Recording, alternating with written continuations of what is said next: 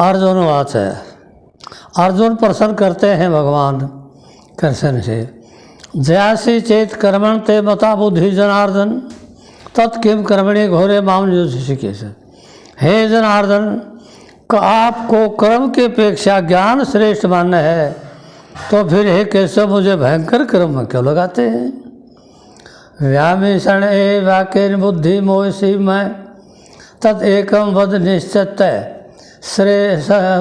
सरोहम Priam. आप मिले हुए से वस्त्रों से बुद्धि मानो भर मोहित कर रहे हैं, इसलिए एक बात को निश्चय करके कहिए जिससे मैं कल्याण को प्राप्त हूँ। श्री भगवान वाच है, लोक के अस्मिन द्विधा निष्ठा प्राप्रोक्ता मैं अनग ज्ञान योगन सांख्या नाम कर्म योगन योगी नाम। हे निष्पाप, इस लोक में दो प्रकार की निष्ठा पहले कही भी गई है, उनमें से सांख्य योगियों की निष्ठा तो है ज्ञान योग से, और योगियों की निष्ठा है कर्म योग से। न कर्मणाम अनारंभात न कर्मम पुरुषनुष्ठते न च संन्यासनाते सिद्धि समधिगच्छति। न तो कर्मों का आरंभ किए बिना निष्कर्मता को प्राप्त हो रहा योग यानी योग निष्ठा को प्राप्त होता है। कर्म तो दोनों तरफ से करना पड़ता है। कर्म के केवल त्याग मात्र से सिद्धि यानी सांख्य निष्ठा को प्राप्त होता है। कर्म तो करना पड़ेगा। न ही कैसे स्वर्ण जातु तिष्ठे कर्म कर अकर्म करते कायरते ही अवश्य कर्म सर्व पर करते जन। कोई भी मनुष्य किसी काल में क्षण मात्र भी बिना कर्म के नहीं रहता। प्रकृति का खेल है। सारा मनुष्य समुदाय प्रकृति जनित गुणों द्वारा परवश हुआ कर्म करने के लिए बाध्य किया जाता है। कर्म इंद्राणी स्वयं अस्य मनसा स्मरण इंद्रिया थराम विमूढ़ात्मा स उच्यते।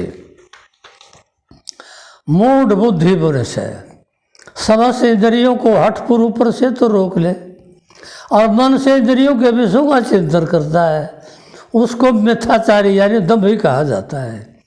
यह तो इंद्राणी मनसा नियम आरभत ही अर्जुन कर्म इंद्रिय कर्म योगम आसक्त सब विशिष्ट है। किंतु हे अर्जुन, जो पुरुष मन से इंद्रियों को वश में करके अनासक्त हुआ समस्त इंद्रियों द्वारा कर्म योग का आचरण करता ओ श्रेष्ठ है।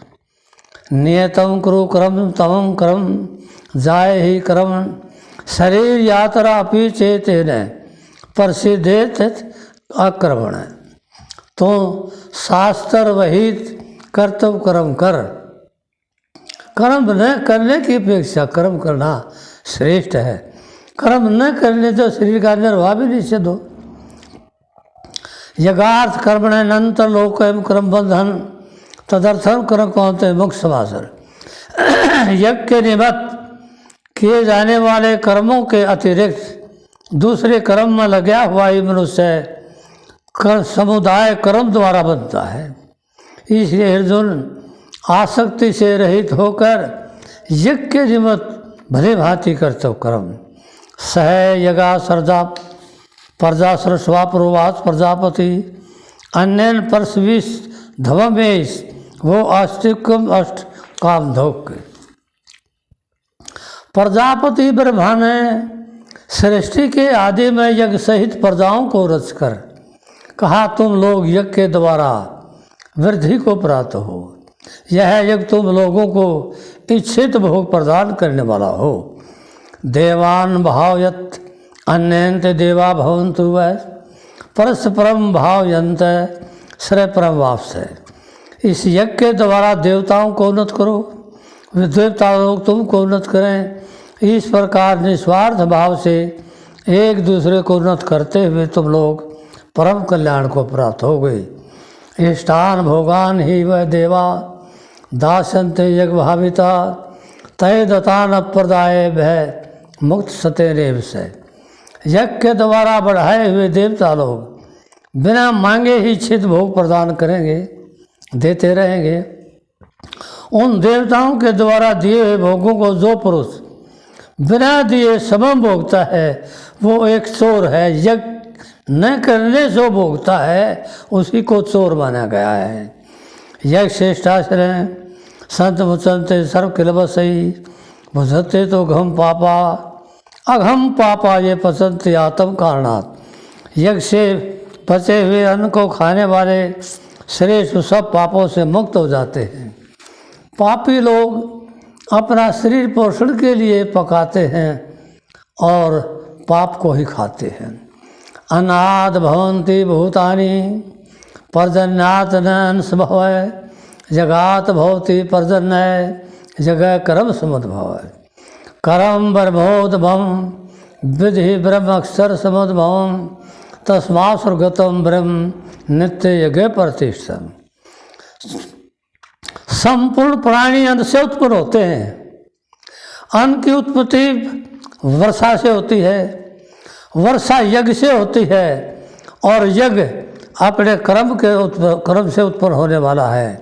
कर्म समुदाय को वेद से उत्पन्न और वेद को अविनाशी परमात्मा से उत्पन्न हुआ जान।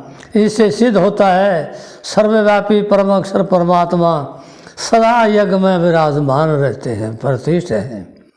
एवं परवर्तिम चक्रम नानुवर्तति यह अघायु इंद्रिय रामोगम पार्थ जीवति।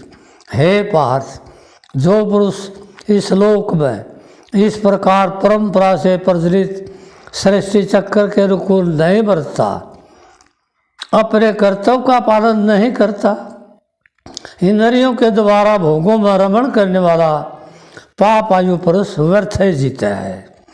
यह तो आत्मरत ये स्यात् आत्म तत्समान आत्मने एव संतुष्ट तस कार्य निवेदते।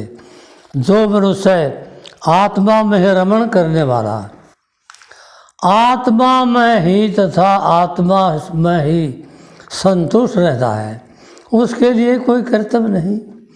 आत्मा में तर्पत तथा आत्मा में संतुष्ट, उसके लिए कोई कर्तव्य नहीं। तस